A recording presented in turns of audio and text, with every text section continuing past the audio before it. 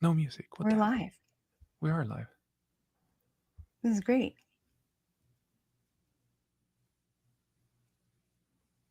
It says live, so I trust it. We're live. I think we did how, it. how not to start every live? I think we're live. How are you, Cheryl? I'm really good. And I think just the confusion, the technological confusion for both of us, just like, it was a good icebreaker for me for this.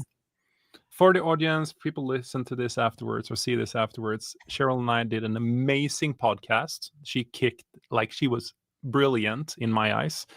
And we were talking about power without permission and a bunch of other things. And then I think I was so inspired by you doing it. So then I'm like, hey, I got to do another live series to be promoting the book and everything coming out. I'm excited. I think we're all ready, It It's was time. exciting. Yeah. I'm bad at this. I should have prepared a little URL and like put it on here that is like, go buy the book here. I'll try to do that while we're talking. Go buy the book though. We'll share the link after this. Yeah. Did you see the crazy thing? It was number 9 in one category as bestseller already. I thought it was number 7. Was it 7? Maybe it was 7, but that was Yeah. crazy. It's not even That's launched yet, so my brain so couldn't figure exciting. that I out. can't wait. I'm not nervous. Anyway, tell the listeners who jumps on this live, and that's the thing. Like, I haven't done a live in a long time, so you have no clue like who is actually going to show up here, and I haven't even announced I'm doing a live. I should have done that. I should have actually put up the story. But tell the listeners, because we didn't go into the details. What does this book mean for you, and what sort of the process you have gone through? Oh, wow. So I remember when you first started talking about wanting to put this book together, and just hearing about the evolution of it and your reasoning behind it and what it means to you and what you want out of it. It feels, it just feels really cool to be part of. I've spoken with a handful of the women who contributed to the book because we all worked together or have recently. And I think everybody's just proud and honored to have been, a part of it. And we're just excited to be able to share it and share our stories. So I think that the process has been, I think we're all a little nervous, right? We're all kind of being a little vulnerable and raw with our stories, but just excited because we think it could really help people. So Yeah, when I started it, I can tell you, I was crazy nervous because I would be talking about things that I don't share with everyone, yeah. and there are parts of that story I didn't even tell my own mother. I had to sit and read it to her, and it was hard. It was really hard. What was her response? Was she as proud as we thought she would be? She cried. She Oh, didn't get it. She was really it's like, did I really have that big impact on you? I'm like, yeah, you're my mother. What do you think? Of course you have a big impact on me. But we had a long conversation, and for the listeners here, so the book is Power Without Permission. I wrote it, or I started writing it a while ago. And one of the main reasons was that I saw a lot of people struggling with imposter syndrome, mhm. especially women. And I was one of them. you were one of them, and we've been working, and you have it under control. But I saw the same pattern over and over again, and then I realized that if people just take action and do something about it, they actually get a much better life and a happier life and a mindset. But then I started reflecting. It's like, where does this come from? And then back to my mother, I realized that, why am I able to talk about this, and what have I done? What journey have I done related to imposter syndrome, perfectionism, insecure overachiever, whatever we want to call it?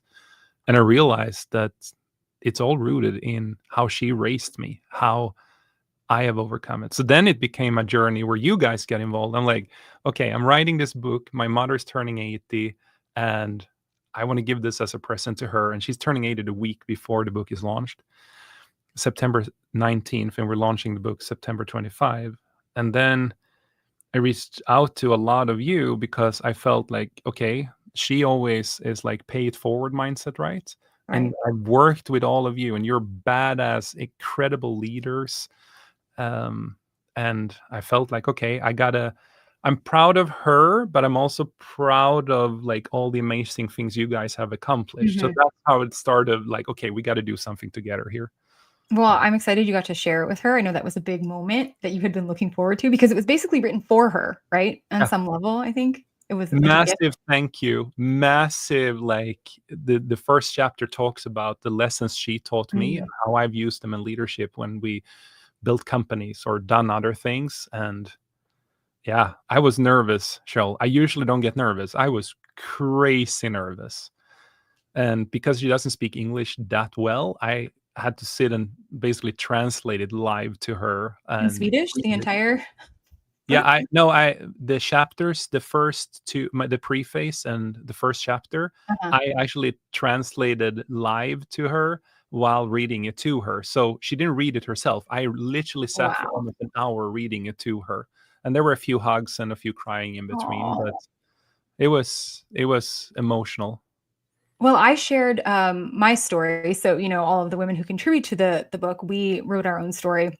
And my dad comes up as a kind of pivotal figure in the story. He's, the way that he raised me shaped, I mean, both my parents obviously had a big impact, but my dad's style, I think, shaped how my brain was working for so long. And I shared it with him to make sure that he didn't feel uncomfortable with the way that he was portrayed or anything. And he said he was so proud. And when he watched the podcast, he said he just couldn't believe how composed and he just said you just seem, I don't know, I get emotional even thinking about it because my growing up, he never said those words. And so getting to hear him say those things now about how proud he was about who I turned into and just all of these things. And I was just glad he wasn't have said that there was a part of the story where, I don't want him to be perceived as the villain, but that's what I was afraid of. So I'm grateful to have had the opportunity to share that with him because we just had a nice moment. So I'm I glad we didn't both know got that that. moment with our parents. That's I nice. didn't know that. That's amazing. Yeah, it was a very cool moment. So he's very excited. He's excited to read the whole book and like hold it in his hands. So this will be fun. That's so cool. And Cheryl, I've heard a lot of stories like that. But that's super amazing. And I don't want to.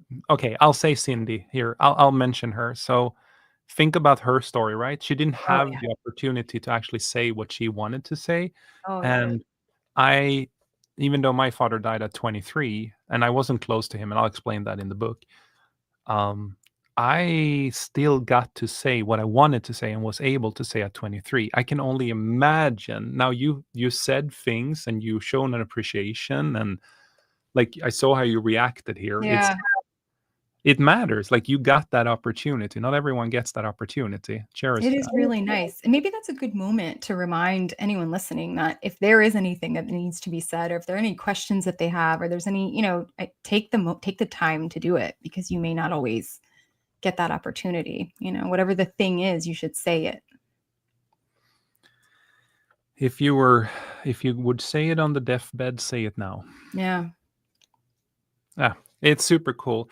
So what does but back to what the book is about. So it's a book about it's called Power Without Permission. It's about overcoming imposter syndrome or at least managing it and learning Mhm, to lead with it.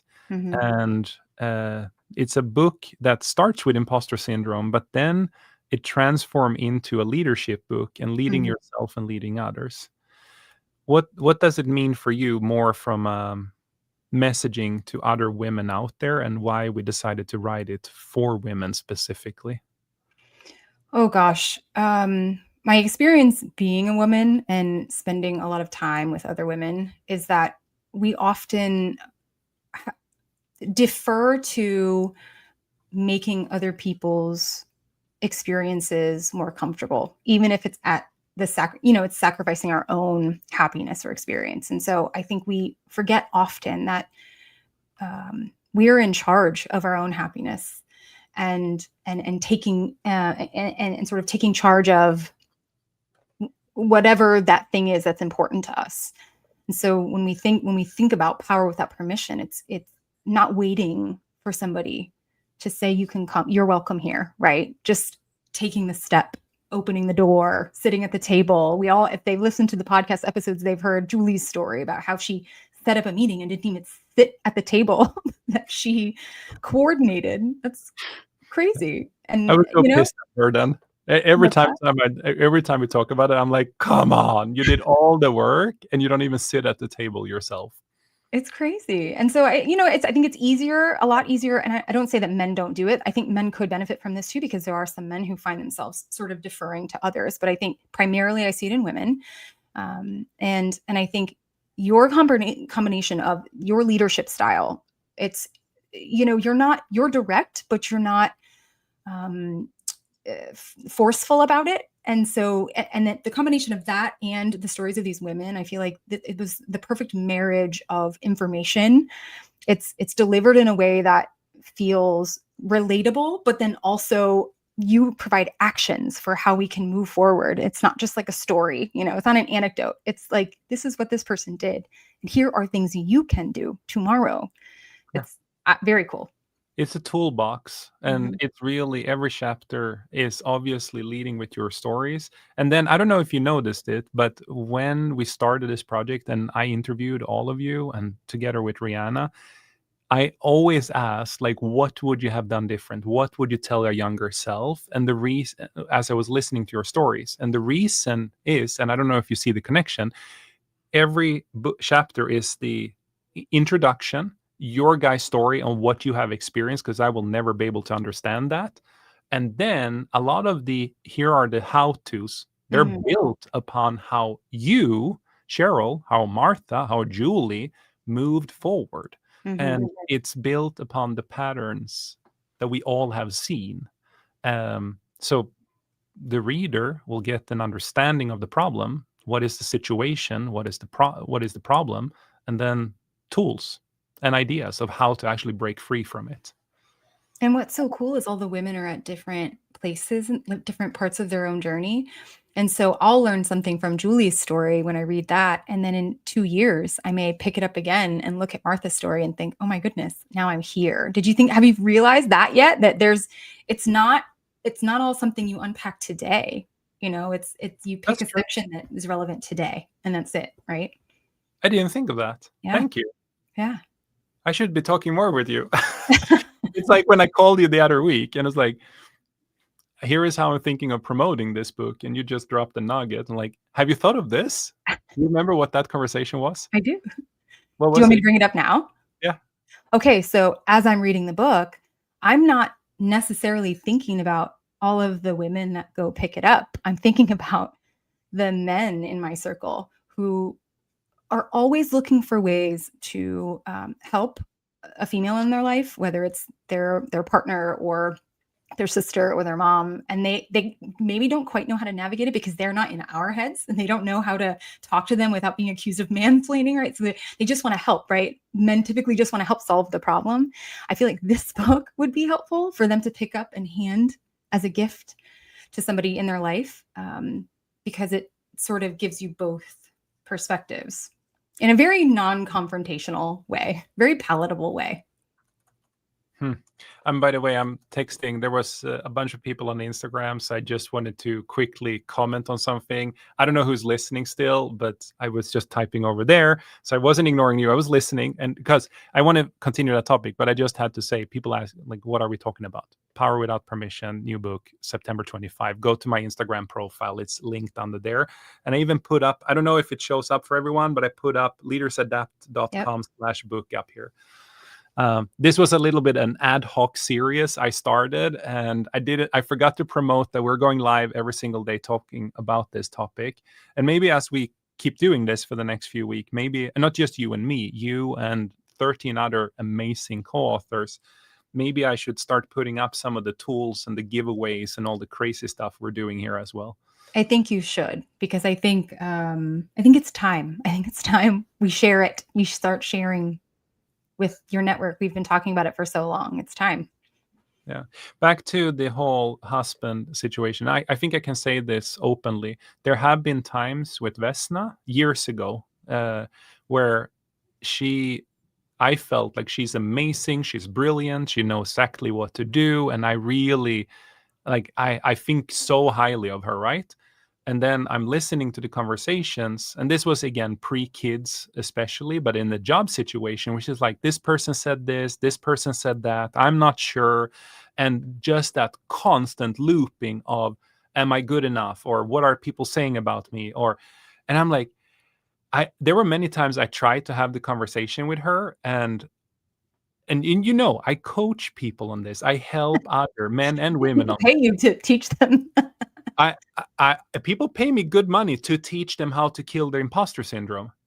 I cannot talk to my wife. I cannot do it. So when you said that, like, if I had that book, because here's the thing, people can't, like, I personally, like, I will never understand how it is to walk in her shoes, any other woman's shoes. Like, I will never understand that.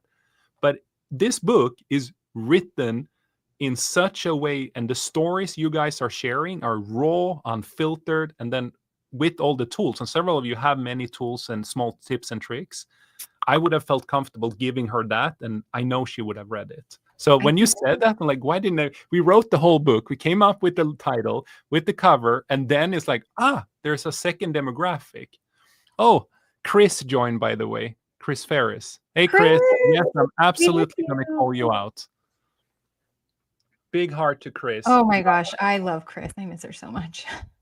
Do you know, Cheryl? She's coming to the launch event. You shouldn't have told me, because now I'm going to be so excited. You should have surprised me. Yay, I'm so happy. Oh, she is. She left you a heart. You don't see this, but I have a little chat going here on the side with Instagram people. I love it. And for the Instagram people, I'm going live. I haven't been going live for a long, long time. I've just been busy. And now I'm going to go live every day at 5 p.m. Pacific time to talk about this amazing book. When's the book launch again, Andreas? When's the day? September 25th. But for anyone listening to this, you can go and buy it right now. And it's so, if you do, you will not only support other women, or allies to women, but you should also know that 100% of the revenue from the book, I'm taking zero, not margin. I'm taking zero revenue from this sale of this book, and it's going straight into helping other women in the community that we are starting. And it's a power without permission. Anyone who buys the book gets full access to the community, and we're going to use any book sale money into developing more and more and more tools and more support system. And my long-term goal with this community is to do mentor matching for free between both men and women, but especially men who wants to help women and women that wants to help women to further their careers, basically. So 100% of the revenue.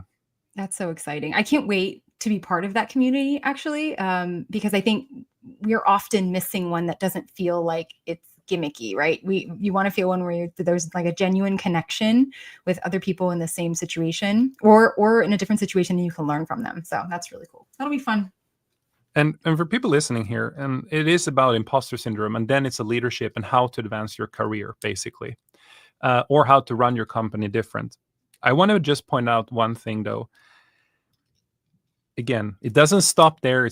We have the community. I'm committed to developing a ton more work. There's a free courses. You will come in. Cheryl will come in. All the other authors, they will come in. They will do guest Q&As. And there's a bunch of other things that will be started within the community, which I think is pretty amazing. And again, it's free when you buy the book. And then Jill reminded me here on the side, Cheryl, to do a mini promo here. I'm running a live webinar. So anyone who listens to this, I will reimburse 200 books. So if you buy the book now, all you have to do is take a photo of yourself and join the webinar. And I will literally, even if the book costs you $15, I will send you a $20 gift card if you bought the book. Wow. Because because I want a change. Like, it's not about money here, and no revenue to me. Like, I'm taking it straight into the community and paying for others like you to show up or to build courses or to help others. And then number two, I'm gifting that. And then I'm also gifting free coaching during that live webinar, which is at 4 p.m. Pacific time on the 25th. I'm gifting free coaching for a value of over $30,000, and I'm giving away some of my executive leadership courses for free as well. Oh my gosh. So, because I really want to fuel that people actually start helping and driving a change. And just last thing I will say before I ping it back to you here, Cheryl, and this is a mini promo, but it's I think it's also important to say that I will obviously be super active in this community. And I've said to all of you co-authors, you can do whatever you want. You can come in there whenever you want, go start your own community or take people away from the community. As long as you help other women, I'm perfectly fine with it. And then for people who are listening, it's like, oh yeah, I don't have imposter syndrome, or I don't want to admit you have it. I can tell you, I'm working with people that are paying me $10,000 a month for me to work with them. There are CEOs of mid-sized companies doing many, many, many millions a month. And even people at that top level have imposter syndrome or an insecure overachiever. So it's something like it's not something you should hide. And I guarantee you, if you work on it, it gets so much better. Well, and I've had moments where you've even said to me, I have a little imposter syndrome about something. And you've literally written the book now on how to beat it. So I know that it really can affect anybody. You just have to find a way out, right? Yeah. You know when I had it the last time? Pretty recently. Yeah. When we were coming up with the title of the book. Yeah. And I actually was getting some of the early suggestions. I was getting a lot of hate from some people. And I was mind blown by that. But okay, that's okay. I can live with it. But then I'm like, why am I doing this? And I really started doubting it. And do you know what changed it? No. I reread the stories. I reread your guys' stories. And the level of rawness, vulnerability, openness, and like the effort you guys put into it, at that point, I'm like, I don't care anymore. I'm going to do it anyway. I'm glad you did. There's always going to be somebody who isn't happy with something. And and you taught me this too, if you have to stop and change every single time before you actually do the thing, you're never going to actually do it. So you've got to just do it. It's not about consensus, right? You're not going to get everybody to agree. So that's natural. But you did What's your number one tip for killing imposter syndrome? You can spill straight out what's in the book. I'm okay with it. You know what I've started to do is to weirdly take myself out of whatever the thing is and pretend like I'm like looking at myself and realize that nobody else can do that thing the way that I do it. It's weird. I'm like have sort of an out of body moment where I'm like, wait a second, you belong there. No, who else can do it as good as you can? Nobody can. And it's just like a mental pep talk. And then I just go. But what you taught me was take the first step. Just do the first thing. And the first step leads to the second step inevitably. And then you just kind of like waterfall into it usually. I love that. It is the best trick. But self-narrative or self-talk and pep. Several of you have said, and you talk about it in the book, you have that inner voice, like you pep yourself, like, just do it. Come on, let's go now. Don't wait. But it is that micro step. It's that first little thing, because you get a confirmation that I could do something. It wasn't that big, dangerous dragon I painted in my head of everything that's going to go wrong. And you did one thing, and all of a sudden, if you've done one thing, you can do one more thing. And if you've done two things, you can do two more things. Absolutely. And then it just starts snowballing. Yeah. And I think it's important while we talked about how important it is to have a strong network and community around you, I think it's important that it always needs to come from you. If you're waiting for somebody else to say, just go do it, do one thing, when they're not there, there's no, right? There's no impetus to change. It's just, it needs to be within you, and just give yourself permission to take that first step. And recalibrate fear to unfamiliar.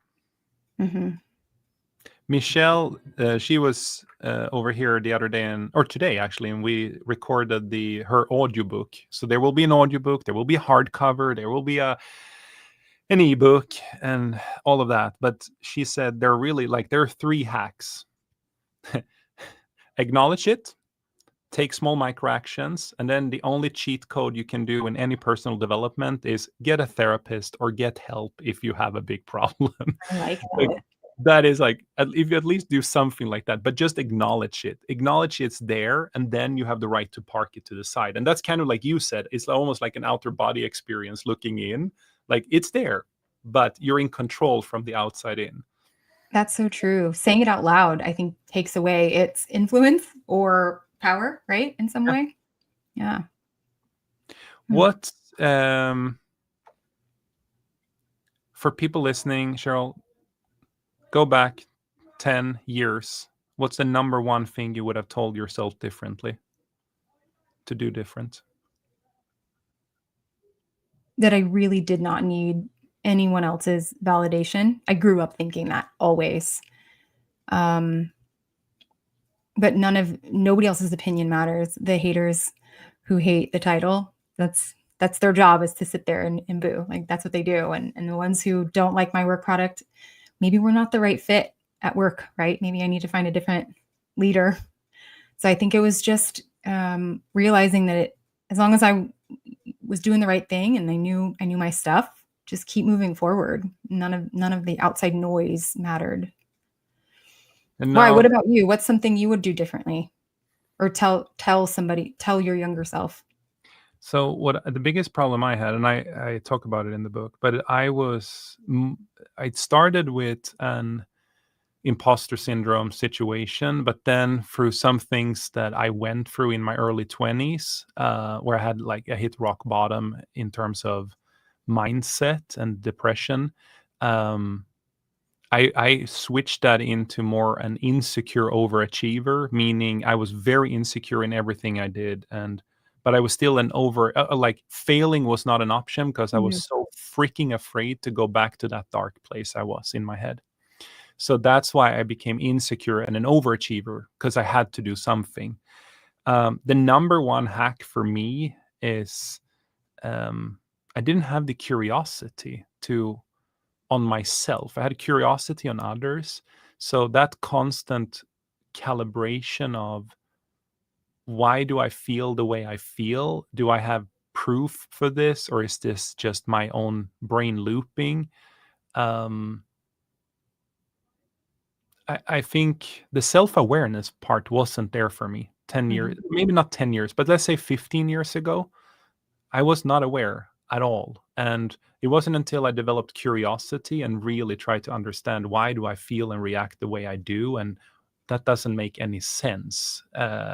And sort of challenge my own reactions and my own realities. And it was a mantra that one person gave me. He kept saying, whenever I said something, he said, but what if the opposite is true?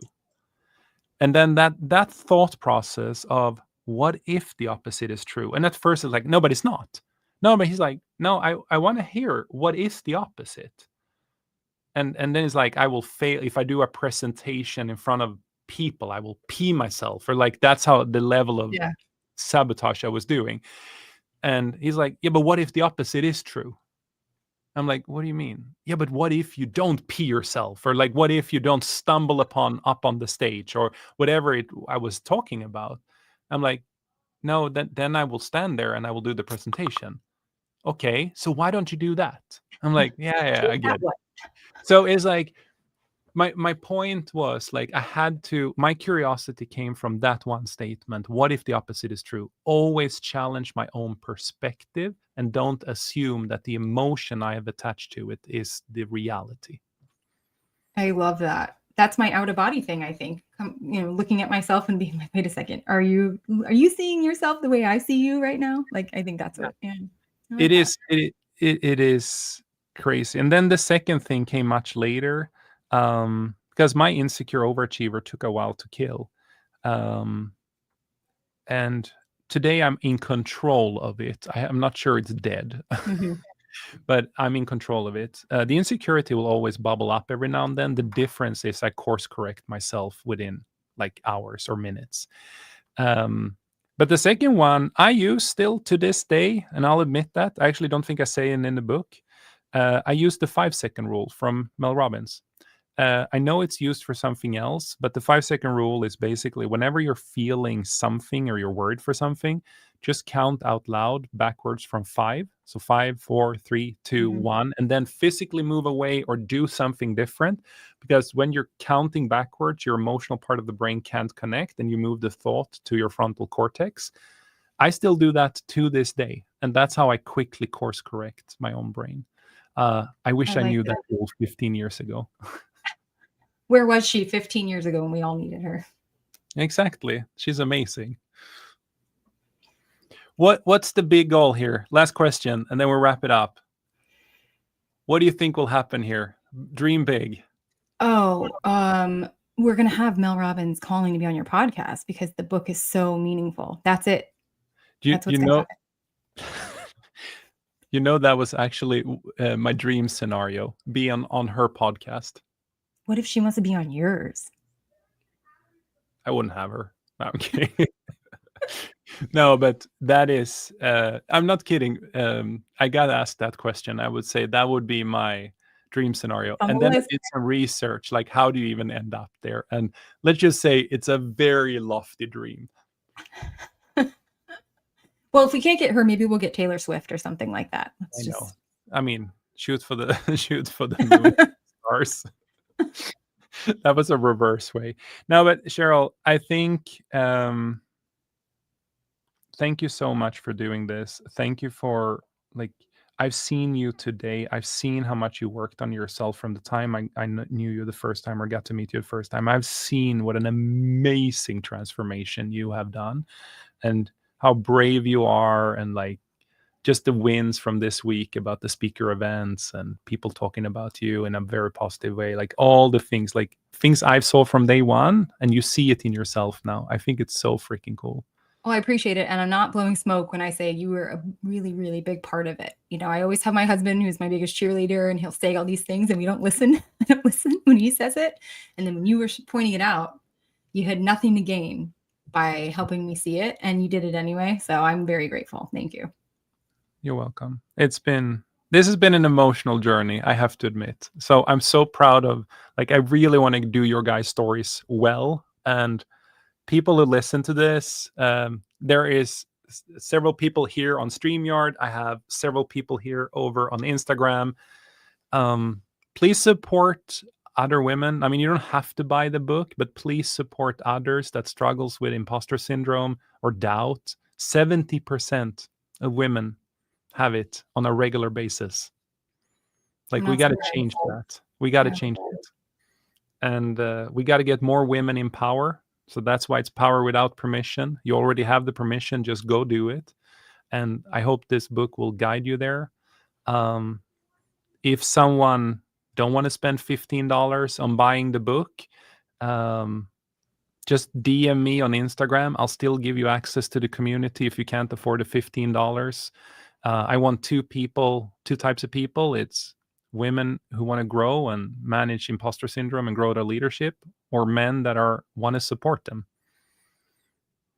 or women that want to support women as well. But it's like we need more supporters. We need more allies out there, and we got to make a change. And hopefully, if you're listening to this, it's not a political agenda. I've just seen all these brilliant, amazing, freaking rainbows, unicorn women leaders in my career now for last 20 years, and they're too few in the top. I want to change that. So this book is the first step in that direction. I'm excited. Let's do it. September 25th. Everybody go buy a copy. Go buy it already now. It counts against September 25th. The only big goal I have now, become Amazon bestseller for at least a day. We can do it. Thank you everyone for listening. Seriously, webinar. I think the link, I'll post this as a reel afterwards. Perfect. There is a webinar sign up. I'm giving away a bunch of free things. Help promote this, help other women. Thank you, Cheryl. You're amazing. Thanks, everybody. Thanks, Andreas. See you See you guys soon. soon. Bye.